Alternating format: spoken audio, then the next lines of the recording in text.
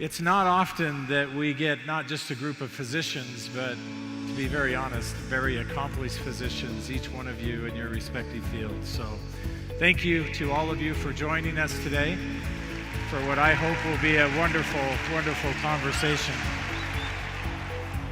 In my operating room, I'll introduce patients to things that are soothing, comfort care. And so I'll introduce them to ginger and peppermint, cardamom and spearmint. That's very helpful pre-operatively as they're preparing to go into the operating room and post-operatively.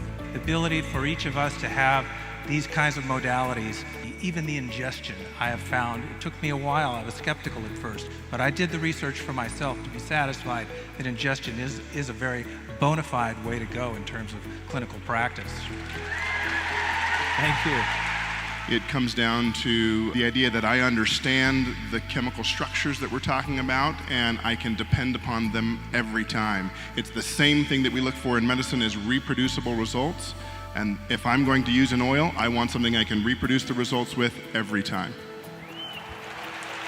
Well said. We have to know that what we're doing is not only real and valid, but it should be expected and demanded of the healthcare industry. I absolutely think that essential oils are safe for all age groups. When we can take our experience and it builds our confidence, then we can begin to develop that intuition. If you don't feel like that is where you are currently, it's okay. Continued use will build that confidence.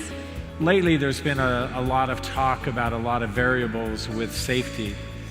And Dr. Jorgensen, I'm going to turn to you at this point as an ear, nose, and throat specialist. What about using oils internally? Where is the concern, or is there any at all? Before I answer your question, because I think it is an important question, I'd like to ask if all the members of the medical board will support me and show their support by standing. I don't know what's happening right now, but I am going to say this.